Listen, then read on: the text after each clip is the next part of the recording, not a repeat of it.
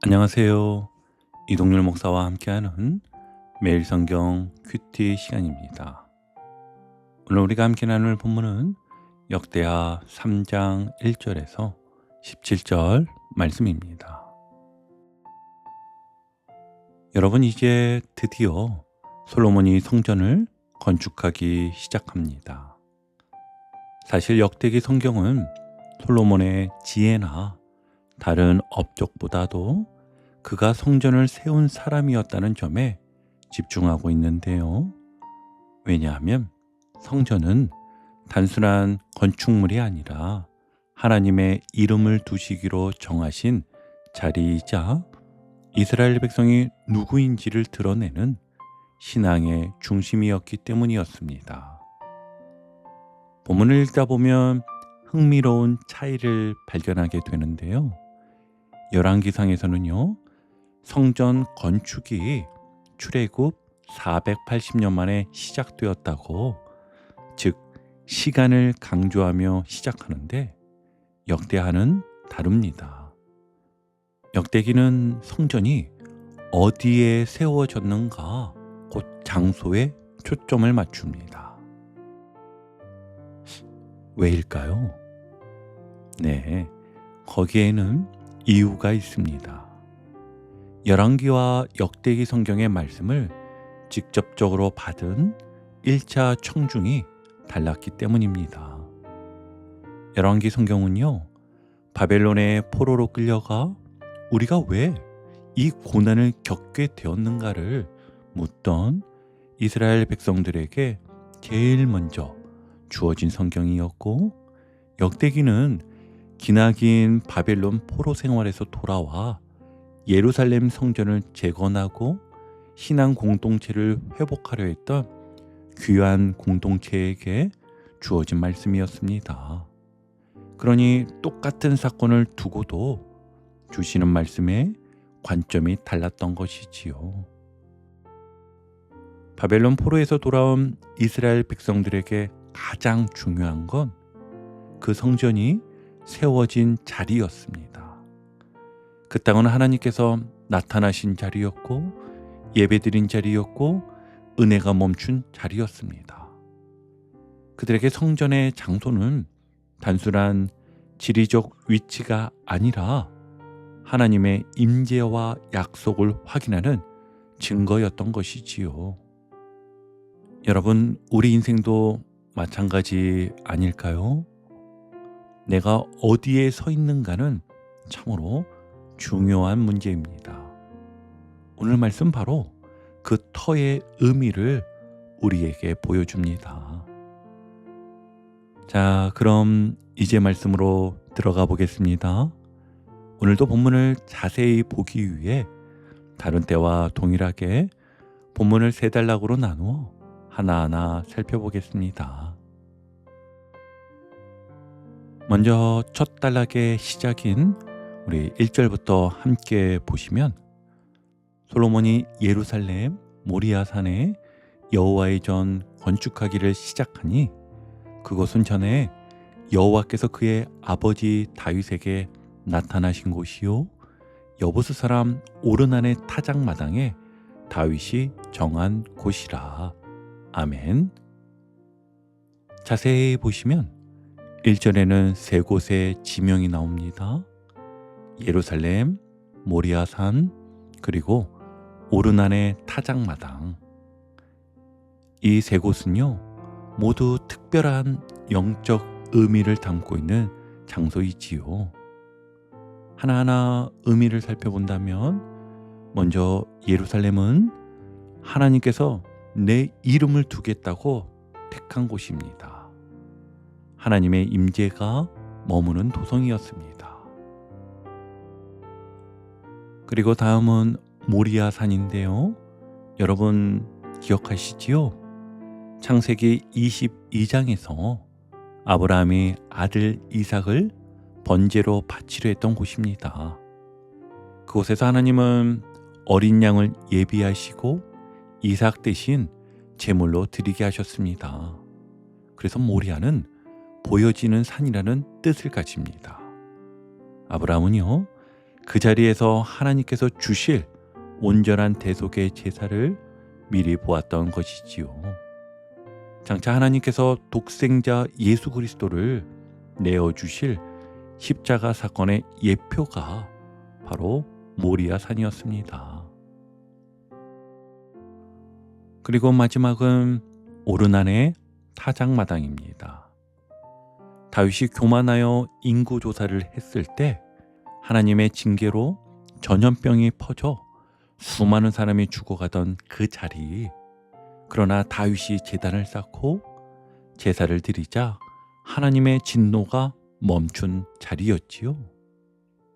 타작마당은 알곡과 쭉정이를 가르는 심판의 장소이기도 하지만 동시에 하나님의 은혜가 멈춘 자리, 또 구원의 자리가 된 곳이었습니다. 그러니 이 모든 이야기를 종합하면 성전의 터는 단순한 땅이 아니었습니다. 그것은 아버지가 아들을 내어놓는 자리, 동시에 죄인이 용서받는 자리, 그리고 하나님이 영원히 함께 하시겠다고 약속하신 자리였습니다. 그러니 성전은 건물이 아니라 하나님 은혜의 이야기 자체인 것이지요. 여러분, 그렇다면 첫 단락이 오늘 우리에게 주는 교훈은 무엇일까요? 성전의 터가 단순한 땅이 아니라 은혜의 자리였듯이 우리의 삶도 은혜의 터 위에 세워져야 한다는 것입니다. 사실 우리는 종종 내 욕심과 계획을 따라 터를 세우려 합니다. 직장에서는 성과와 실적이라는 터 위에, 가정에서는 내 자존심이라는 터 위에, 신앙생활조차도 사람들의 인정이라는 터 위에 쌓을 때가 있지요. 하지만 그런 터는 결국 흔들릴 수밖에 없습니다. 반대로요, 하나님께서 주신 은혜와 용서, 하나님의 임재의 충만을 중심으로 세운 내 삶의 터는 결코 흔들리지 않습니다. 예를 들어 보면은요, 어떤 분은 오랜만에 드리는 예배 자리에서 눈물이 나며 마음이 회복됩니다. 또 어떤 분은 어려운 상황 속에서도 무릎 꿇어 기도하다가 하나님이 함께 하신다는 확신을 얻습니다. 바로 그 순간이 모리아 산과 오르난의 타작마당 같은 자리, 은혜의 터가 되는 것입니다. 그리고 그 은혜와 회복, 임재를 기억하고 고백하며 하나님의 뜻에 순종하며 내 삶을 세워간다면 흔들림 없는 단단한 삶이 되겠지요. 그러니 오늘 우리에게 필요한 것은 내가 서 있는 자리를 다시 점검하는 것입니다. 나는 지금 어디에 서 있는가? 내 삶의 선택과 방향은 정말 하나님의 은혜의 터 위에 서 있는가? 여러분, 오늘 하루의 시작을 하나님 앞에 드리며 이렇게 고백해 보십시오. 주님, 제 삶에 주님의 은혜의 터 위에 서게 하소서. 제 가정도, 제 일터도 주님이 기뻐하시는 터 위에 세워지게 하옵소서. 아멘. 그 고백이 있을 때 하나님은 여러분의 삶을 성전 삼으시고 그 위에 은혜와 영광을 더해 주실 줄 믿습니다. 자, 이제 두 번째 단락인데요. 여러분, 이제 3절부터는 성전의 규모와 내부 장식이 펼쳐집니다. 성경은 이렇게 말하지요. 3절 볼까요? 솔로몬이 하나님의 전을 위하여 놓은 지대는 이러하니 옛날에 쓰던 자로 길이가 60규빗이요 너비가 20규빗이며. 아멘. 여기서 옛날에 쓰던 자란 무엇일까요? 당시의 도량령인 규빗은 보통 팔꿈치에서 손끝까지의 길이를 말하는데요. 이 규빗은요, 대략 약 50에서 51cm로 이해하면 되니까 50cm다라고 생각하셔도 됩니다. 그러니 계산해 보면 길이 60규빗은 약 30m가 조금 넘고 너비 20규빗은 약 10m쯤 되는 셈이지요. 중요한 건 수치 그 자체보다 성전이 그 옛날 성막보다 전반적으로 2배 스케일로 확장되었다는 점입니다. 하나님이 임재하시는 공간이 더 분명하고 웅장하게 보이도록 강조된 것입니다. 성전은요, 눈으로 보이는 메시지로, 즉 하나님의 거룩하심을 가시화한 예배의 무대였던 것이지요. 계속해서 성전 앞 낭실도 소개되는데요. 낭실은 현관이라 생각하시면 됩니다. 4절을 보시면요, 그 성전 앞에 있는 낭실의 길이가 성전의 너비와 같이 20규빗이요 높이가 120규빗. 아멘. 사실 높이가 너무 높아 이게 필사상의 오류로 보는 견해도 상당히 많습니다. 하지만 핵심은요, 터무니없는 높은 탑을 자랑하려는 의도가 아니라 예배의 문을 당당하게 세워 하나님의 임재로 들어가게 하는 상징적 현관이 강조된다는 점입니다. 그럼 이제 재료와 장식을 천천히 살펴볼까요? 본문은요, 벽과 들보, 문지방과 문짝에 이르기까지 승금으로 입혔고 보석으로 꾸며 화려하게 하였다라고 말합니다. 잣나무로 만든 천장에는 종려나무와 사슬 무늬가 새겨졌다고 하지요. 왜 이렇게까지 정교하고 풍성하게 만들었을까요? 여러분, 이것은요, 단순히 호화로움을 뽐내려는 사치가 아닙니다. 먼저 금은 왕권과 변치 않는 영광을, 그리고 보석과 식물 모양은 생명과 풍요를 상징합니다. 말하자면 성전 안에 들어서면 눈에 보이는 모든 요소가 하나님의 영광과 생명을 기억나게 메시지화하여 만들어 놓은 것입니다. 예배는요, 눈에 보이지 않는 하나님을 보이는 표지들로 기억해내는 시간이지요. 그러므로 성전의 화려함은 자기 과시가 아니라 보이는 것을 통해 보이지 않는 하나님의 거룩함을 증언하는 시각적 언어였습니다. 다시 한번요, 잘 들어보세요. 성전의 화려함은 자기 과시가 아니라 보이는 것을 통해 보이지 않는 하나님의 거룩을 증언하는 시각적 언어였습니다. 여러분 한번 상상해 보세요. 성전문을 들어서는 순간 사방에서 반짝이는 금빛과 생명 무늬들이 우리 시선을 사로잡습니다. 그리고 그 모든 것이 조용히 속삭입니다. 이 집의 주인은 하나님이시다. 하나님이 여기 계신다. 이게 바로 역대하 3장 3절로 7절이 우리 귀에 들려주시는 메시지입니다. 여러분, 그렇다면 오늘 이 성전의 모습이 우리에게 주는 교훈은 무엇일까요?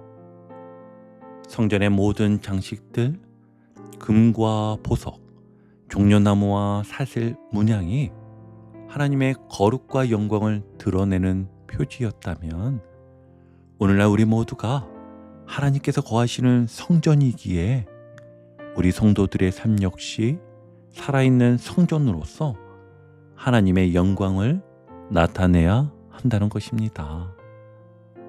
성전이 금으로 빛났던 것은 단순한 화려함이 아니었습니다.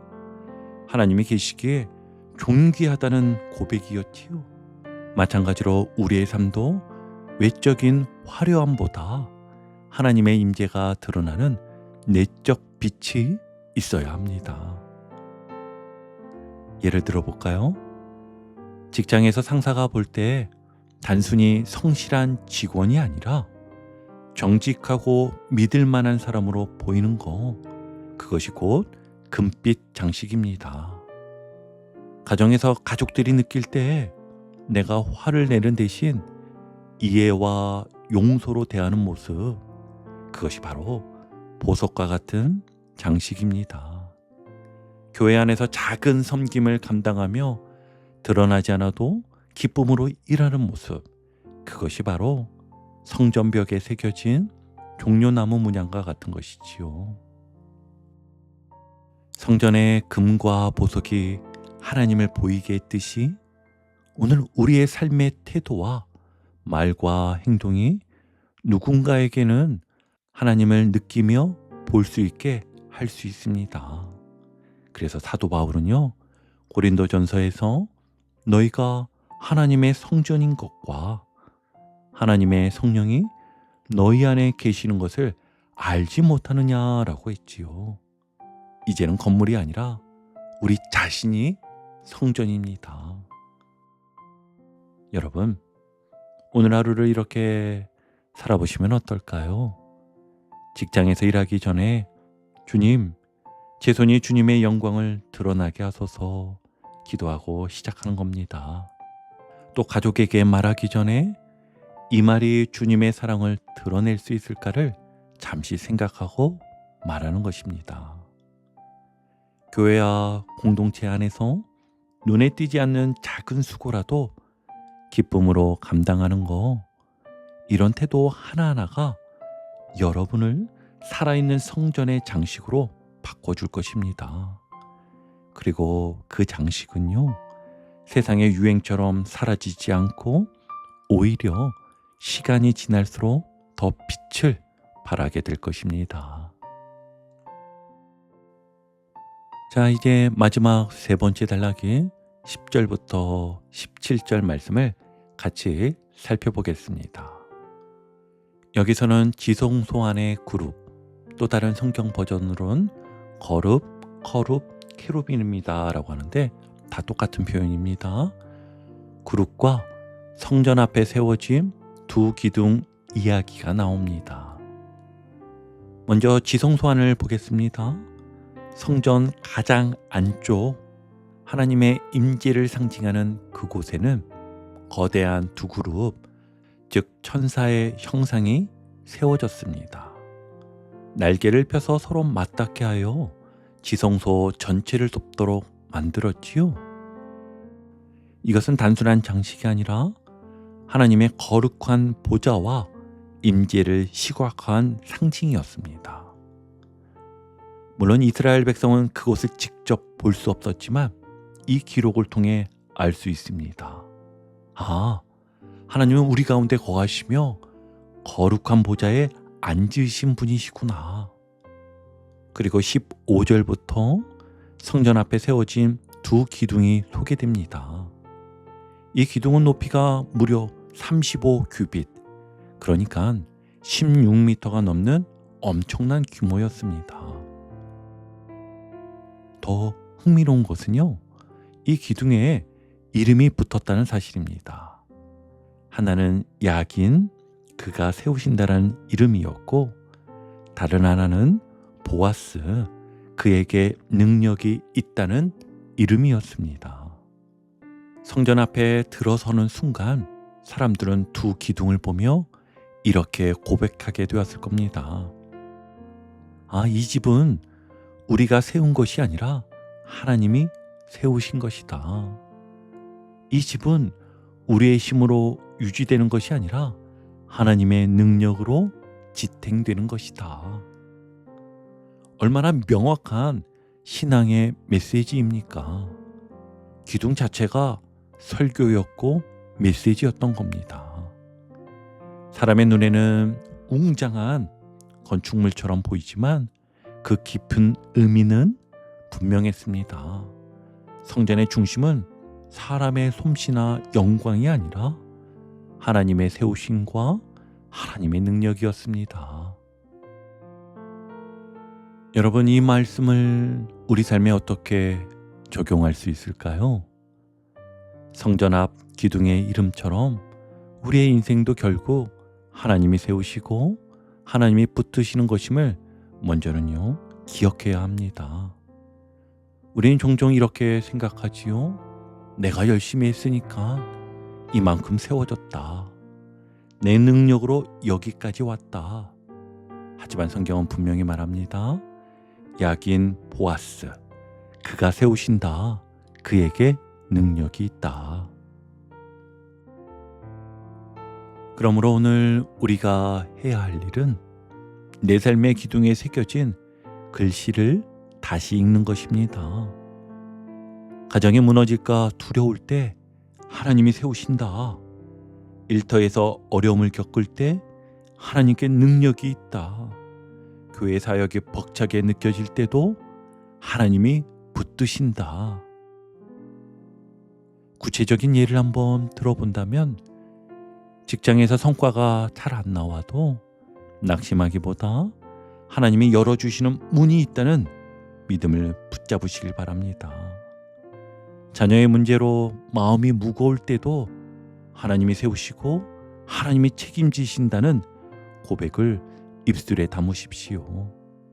건강의 어려움 속에서도 내심은 약하지만 하나님의 능력은 끝이 없다는 신뢰를 놓치지 마십시오. 여러분, 하나님이 세우시지 않으시면 우리의 모든 수고는 헛됩니다. 그러나 하나님이 세우시면 아무도 무너뜨릴 수 없습니다. 이것이 성전 앞 두 기둥이 우리에게 전하는 메시지입니다. 여러분, 오늘 역대하 3장 말씀은 우리에게 세 가지 확실한 메시지를 주었습니다. 첫째는요, 성전은 은혜의 터 위에 세워졌다는 것입니다. 아브라함의 모리아산, 다윗의 타작마당처럼 우리의 인생도 은혜의 자리 위에 세워져야 합니다. 그리고 두 번째, 성전의 모든 장식은 하나님의 거룩과 영광을 드러냈다는 것입니다. 우리의 삶 역시 하나님의 영광을 보이게 하는 살아있는 성전이 되어야 할 것입니다. 그리고 마지막 세 번째는 성전 앞 두 기둥의 이름처럼 인생을 세우시고 붙으시는 분은 하나님이셨습니다. 오늘 하루도 이 말씀을 기억하며 여러분의 삶이 성전의 터, 은혜 위에 굳게 서고 하나님께서 친히 세우시고 붙으시는 은혜를 누리시기를 주님의 이름으로 축복합니다. 오늘도 복음의 기쁨과 확신으로 승리하는 하루 되시길 축복합니다. 함께 해주셔서 감사합니다. 내일 큐티 시간에 다시 뵙겠습니다.